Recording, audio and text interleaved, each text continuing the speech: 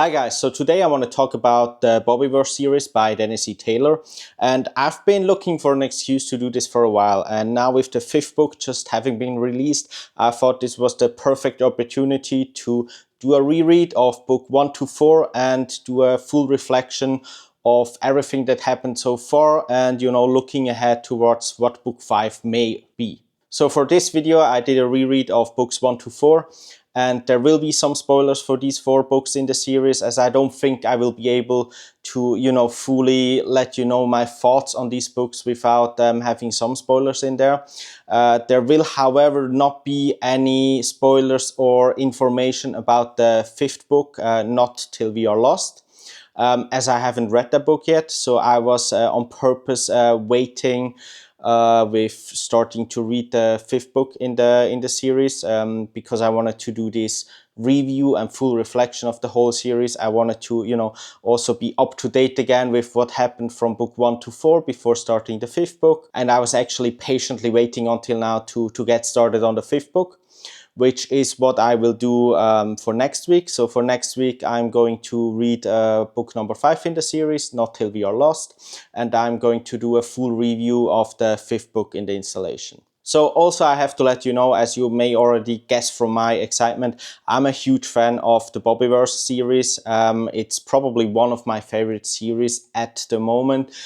So this review or reflection may somewhat be based towards positivity, I guess. So sorry for that, full disclosure, but I absolutely love the Bobiverse series. So let's get into it. What is the Bobiverse series about? So for those who don't know, I just want to give a short introduction to the series and what the book is about. So the Bobiverse series was written by Dennis E. Taylor. The first book came out in 2016. That was We Are Bob, or also We Are Legend. For some reason it has 2 titles. I still don't know why, but that's how it is.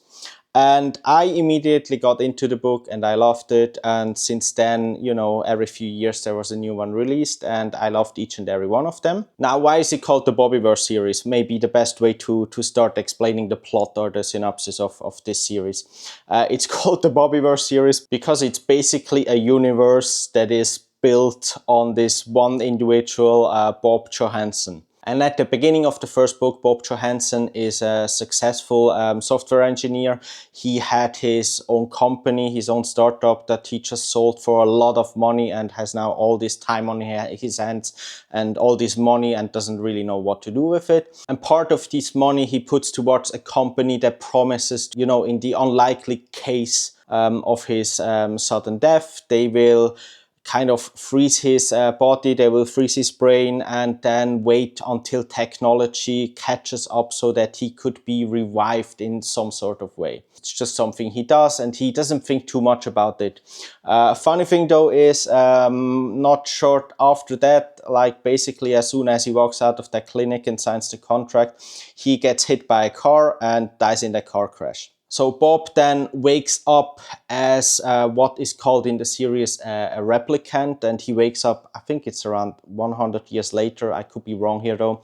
He wakes up as this artificial intelligence, or a replicant, what they call it in the series. Why replicant? Because basically what is possible in the future is that they scan his brain and he is now, as a software, he thinks that he is Bob Johansson. He acts, he thinks, he talks, he behaves, he has the characteristics and the emotions of original Bob Johansson, basically.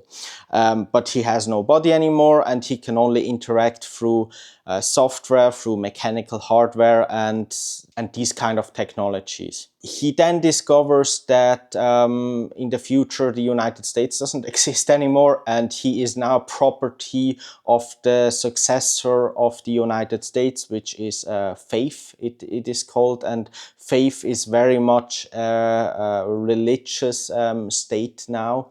And they have just decided that all these replicants are now property of the state for research and so on. He is then being trained for Faith to operate the spacecraft as the controlling artificial or the controlling intelligence of that spacecraft to, explore the universe, find new places for humanity to live. And also, be faster than all the competition from the other countries. And that's how he starts out. As soon as he's trained, there is already some conflict starting between the countries, and also some internal conflicts within faith. And then he's basically launched in space. He has this spacecraft that he can control, and he is the mind of it, and the spacecraft is basically the body of it. He has this task to explore the universe, find potential planets for humanity to settle in and to form a colony. But at the same time, he also has the capability through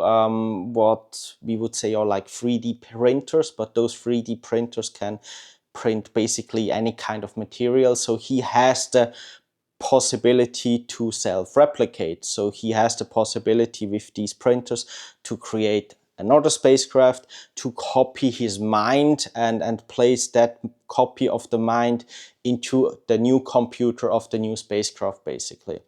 And this is how it starts out. And then it, over the 4 books, it just explodes into a situation where humanity is spread out over all these planets, and there are multiple spacecrafts and instances of Bobs or copies of Bobs all over the universe, and that's basically how the book starts out. So I want to quickly talk about each and every of the 4 books, and a little bit what they are about, what I liked about them, before we go into some deeper topic like themes of the book, the characters, what I found very special with this series, why I'm so drawn to it, and what I think may not work as well, or a little bit what I worry about what happens in later books. But I just want to give a quick introduction of each of the 4 books first. So book 1, We Are Legion, We Are Bob, acts as an introduction into the series. It's a lot of world building in the beginning. It's a lot of also explanation on how things work in the universe, how technology works and evolves. And it's just trying to get you into the series, and it's a great start into the series because it starts off as a very narrow scope with very few characters as well, and then it just slowly branches out, and you get introduced to all these new places, locations, technologies, characters, and you really feel like you are learning about this whole new world here that somebody has placed a lot of thought into it, Dennis E. Taylor, obviously. I think some of the milestones in book 1 are, Bob's transition from a human being into this replicant, into this computer, basically, or machine. Also a lot of self-reflecting at that time and struggling with, am I alive? Am I real? Struggling with when he is, producing his first copies, producing new Bobs, then, well, who is now the real Bob, and what is the difference between this second instance of me or myself? One thing that is very interesting there, in the very beginning, he decides, well, if I'm creating new copies of myself, then there need to be some rules, and he limits this to very, very few rules. So rule number 1 is, if I'm as Bob, number 1, I'm creating a copy, that copy has to take on a new name. So whenever somebody wakes up and realizes he is a copy of the original Bob, then he needs to take on a new name. So in the beginning, we have these 4 new copies, I believe. One is taking on the name Will, one is taking on the name Bill, I think. Then there's Mario, and there's a 4th one, I believe. Don't quite remember. But it's very evident from the very beginning that there are these new copies. There is some drift with the process of copying, with the process of replication that they call it.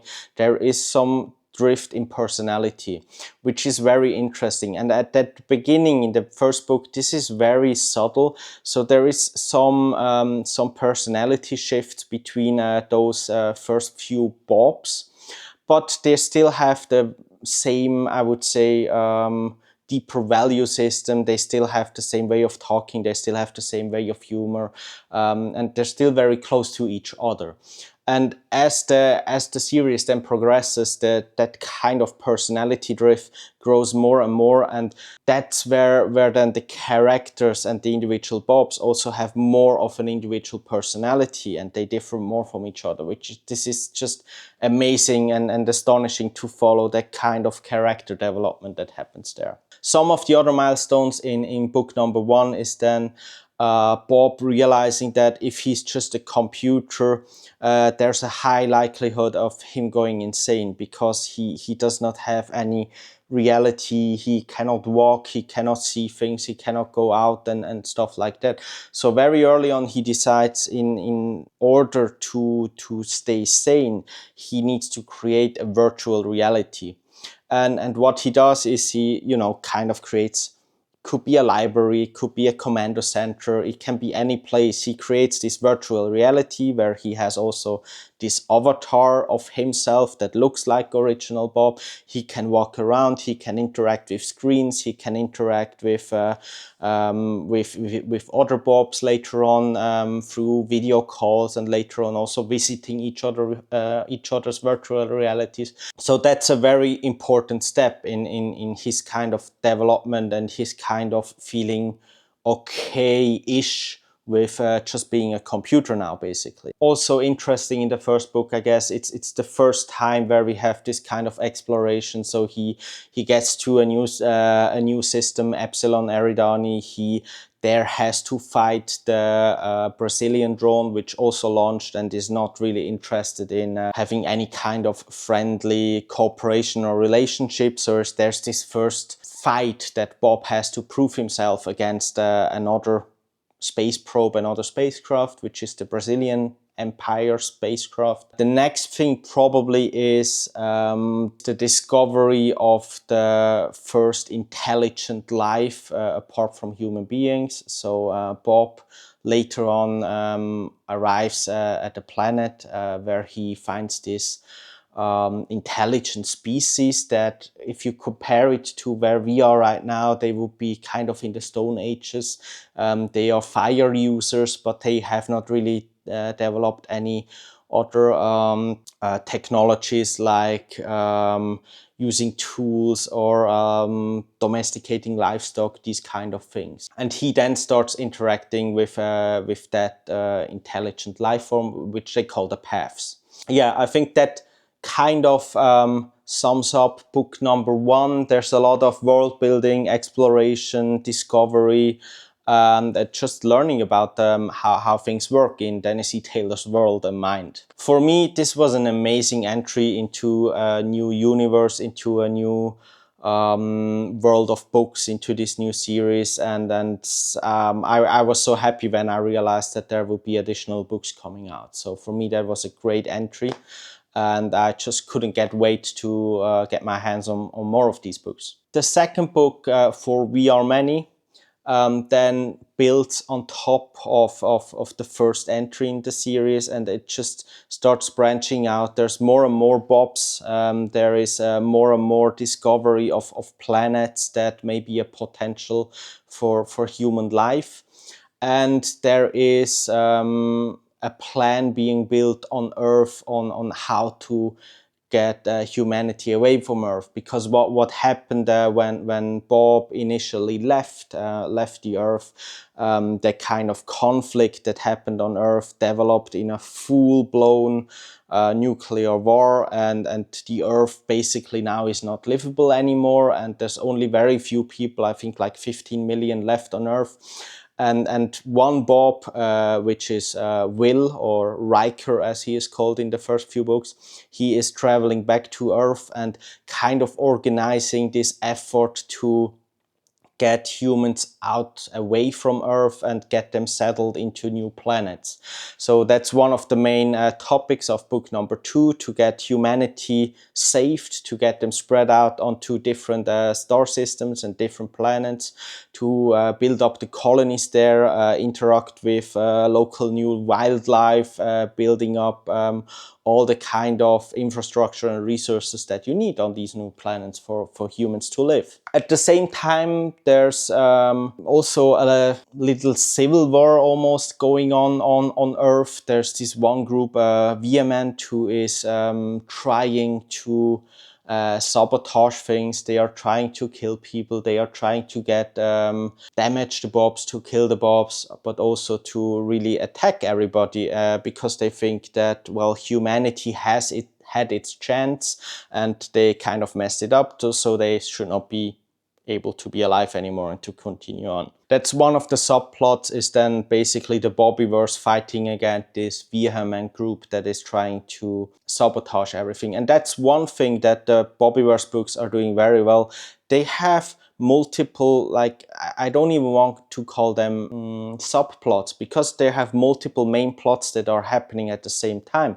So you would have one chapter that is narrated from the point of view of Bob, and then he is, you know, out there with the paths and interacting with this new intelligent life form that they found, and he is helping them. And then the next chapter is Riker or Will on Earth helping humans. Another chapter is Bill back on Epsilon Eridani, and then he is inventing some sort of new technologies together with his new replicant Garfield. So there's multiple plots going on all the time in these books, and they're jumping back and forth, but it's not confusing at all, because it's very linear how the story is told, and you're just jumping back and forth between the viewpoints of different Bobs, basically. For me, I absolutely loved the second book as well. I think the fight against Vehement was something that I really enjoyed. That's it for book 2, basically. Now, book 3 was the third book in the series, and in the beginning, I'm not even sure if that's correct or not, but in the beginning we thought it would be just a trilogy, so I always see that as book 1 to 3 as the basic trilogy. And book number 3, which is All These Worlds. And All These Worlds is just taking up everything like a notch. There's more intelligent life forms, aliens being found. Some of them are more or less friendly. Some of them are very hostile. And there's new colonies being built up all around the universe. So humanity is spread out all over the universe. And book 3, All of These Worlds, really mainly focuses on the threat that one of these alien poses, and they call them the Others.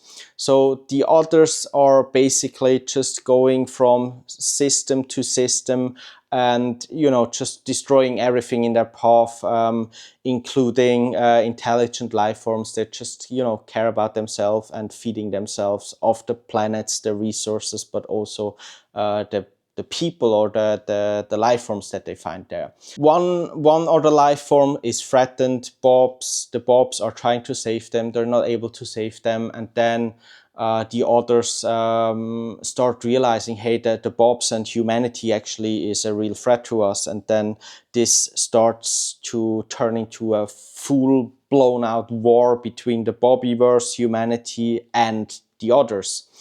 And the end of the book then is this huge war that basically puts a very nice end to the story of the first trilogy of the Bobiverse. And the interesting thing, it could have ended there. Like if Dennis E. Taylor would have decided to stop after book number 3, it had a perfectly clear and nice ending to everything, but it did keep, you know, certain questions open. It did also focus more than on the personality changes between the Bobs, which is getting more and more apart from each other. But at that point, I think after the third book, we were not quite sure if we would get a fourth one, which we then, of course, got. And the fourth book, really, for me, Heaven's River, is a departure from the original series in many ways. Why I say that? Because of this situation with the plot. So the fourth book very much feels like there is one main plot, which is the search for one Bob that got lost. all the other subplots that happen, they feel not as important as that kind of main plot. And also, if you're looking at how big the book is, so like the fourth book is a lot bigger than the other three books.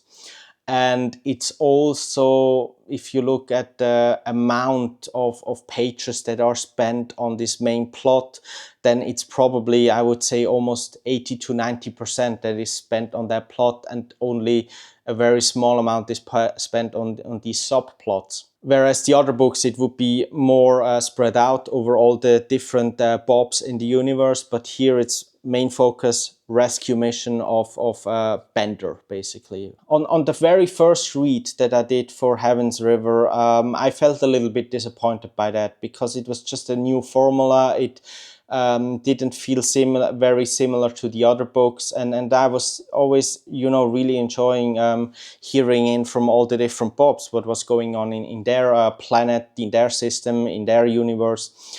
And with Heaven's River, it was very much stepping back to a more narrow plot. The more interesting part there was actually these side plots, and what happens in these side plots is that, due to Bobs being copied and copied and copied for many generations now, the personality shift between the Bob has grown so large that some of these newer Bobs, they are barely recognizable in their behavior, in their character, in their values, as what original Bob was. And this is very difficult to deal with for these original Bobs, and this actually starts to kind of tear apart the Bobiverse, and all these new fractions are existing now. So there's like the original Bobs, then there are the gamers that are focused on playing role-playing games in virtual reality, then there's the skippies, they are focused on building this self-intelligent artificial intelligence, basically. Self-sentient, I should say, artificial intelligence. And then there's this other group called Starfleet, which actually starts posing a threat to how things are going in the Bobiverse, because their value and their idea is that the Bobiverse should fully stop interacting with humans and other intelligent life forms, and they should just basically keep to themselves. And they actually start taking some actions toward that end and toward that goal, which then starts this kind of civil war within the Bobiverse, which I found to be much more interesting than the main plot of saving Bender in Heaven's River. Heaven's River, the book, kind of felt like a book set in the Bobiverse universe, but it didn't feel like one or a main entry in the series, I should say. It felt like a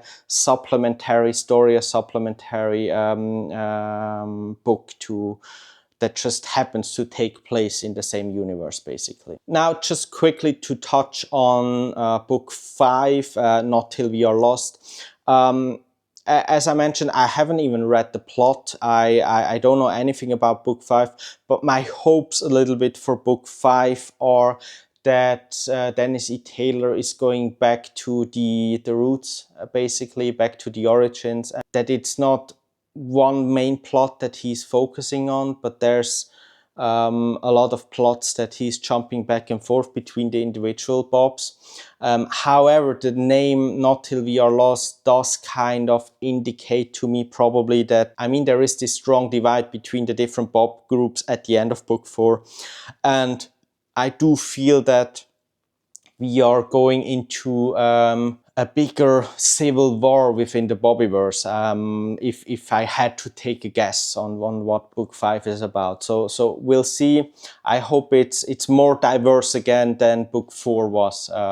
That's my hope, basically, for book 5. Next, I want to talk a little bit about the characters and character development in that book, because I find that one of the most fascinating things in the Bobiverse.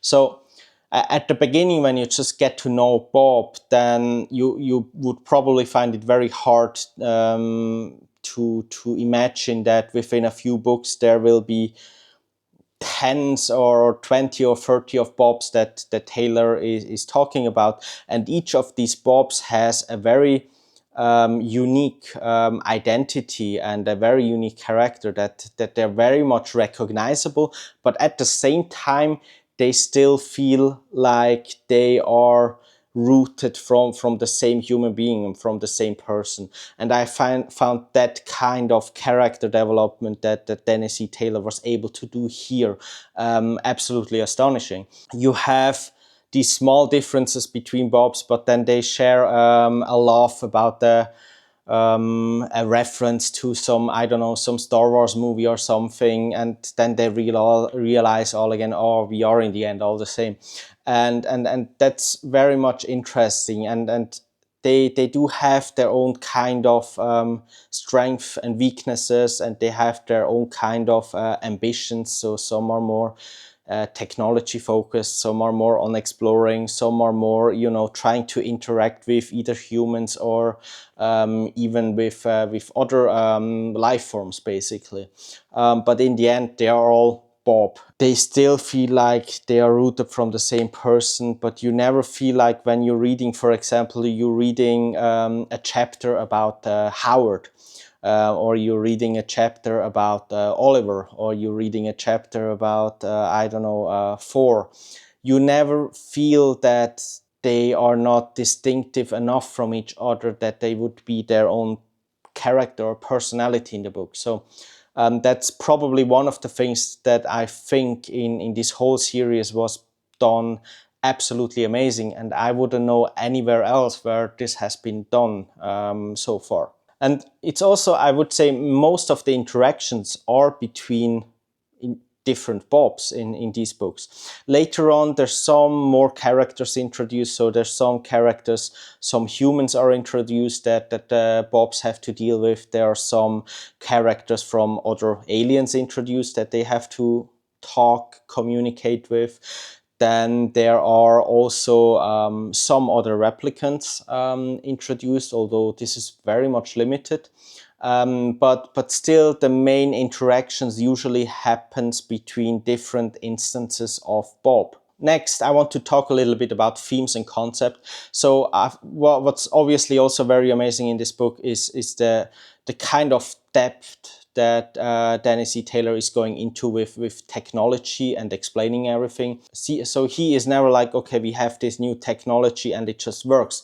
There's always an underlying concept that he goes to explain in great detail on how things work, why they work, what are the limitations to that technology, and you're always very clear on what the Bobs can do, what they can't do with the current technology, what is possible, what the limits are, and it feels very realistic. I'm not a technology major, I'm not an AI researcher or anything, but at least to me, somebody who has a certain interest in these topics, they feel very much research, and they feel very realistic, almost in a similar way as Andy Weir has been doing in The Martian, for example. Apart from technology, there are also deeper topics like the ethics of AI and, contemplation about life. What does it mean to be an AI? And those topics are very interesting. For example, when it comes to a situation that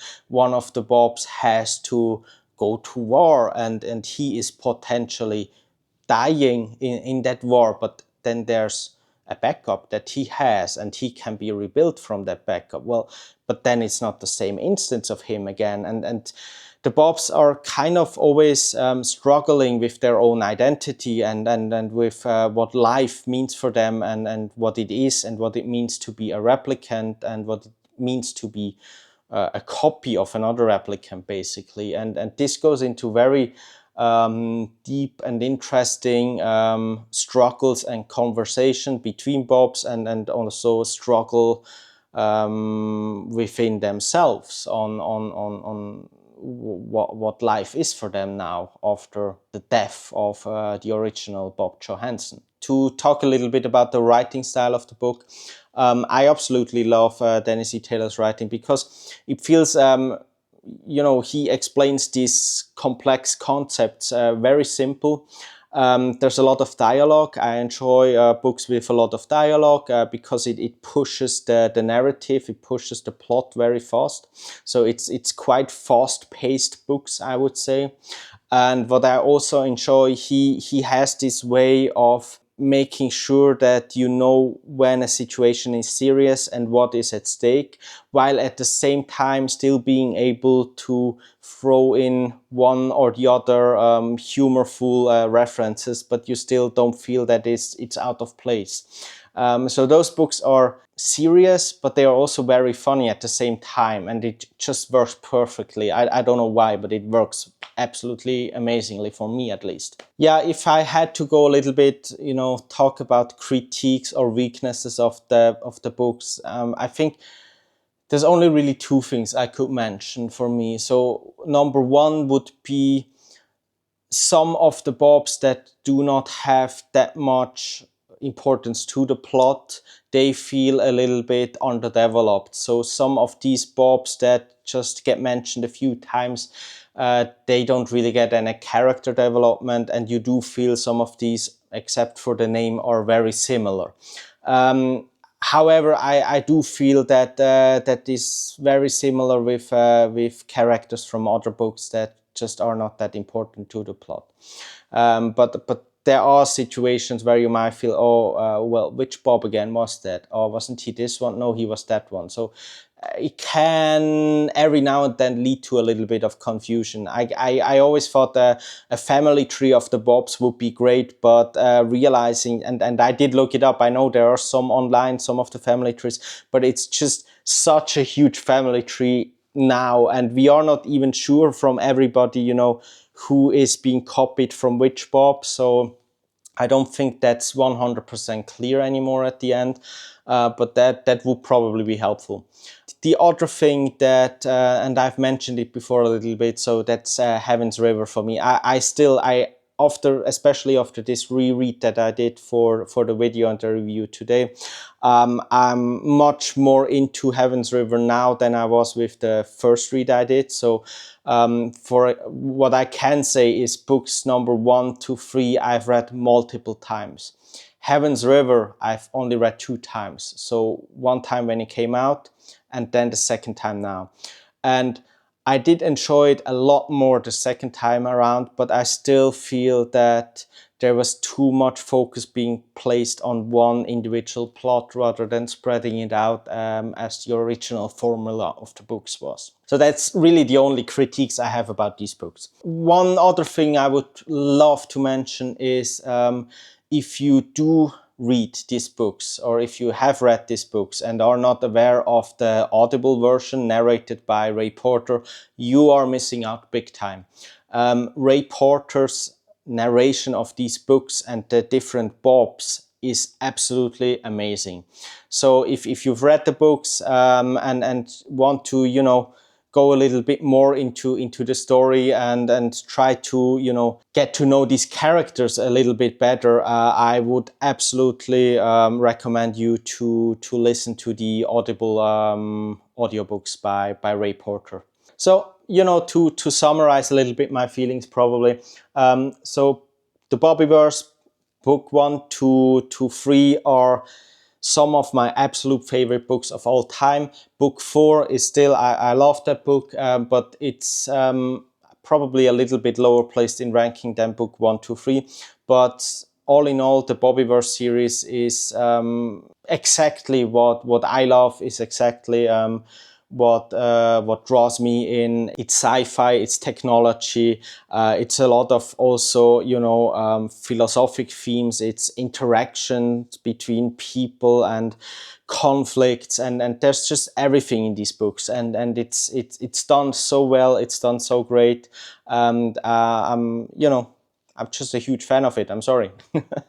So I am very much looking forward to reading, finally getting into book 5. And I will, as the first read, I will listen to the Audible version.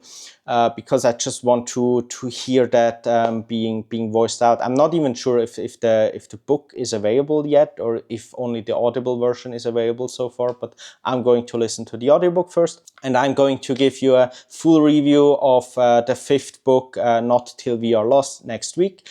So yeah, but anyway, let me know what you guys thought of the Bobiverse. What are some of the interesting themes or things that you would like to mention about the Bobiverse?